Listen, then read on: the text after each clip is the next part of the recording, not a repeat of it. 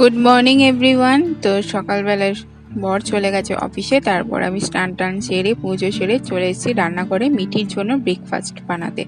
আজকে মিঠিকে খাওয়াবো হচ্ছে কর্নফ্লেক্স কলা দিয়ে, ড্রাই ফ্রুটসে গুঁড়ো দিয়ে। তো আমি আর ফার্স্টে গরম জলে কর্নফ্লেক্সটাকে হাতে করে গুঁড়ো করে নিয়েছিলাম, তারপরে ড্রাই ফ্রুটস আর মিছরি দিয়ে গরম জলে ভিজাতে দিয়েছিলাম। ভিজেও গেছে আর মিঠি ঘুম থেকে উঠে পড়েছে। ওকে একটুখানি গরম জল আমি ফার্স্ট মর্নিংয়েই মানে খাইয়ে দিই, একদম খালি পেটে ঘুম থেকে উঠে ওকে আগে ফ্রেশ করে দিই, তারপরে খাওয়াই।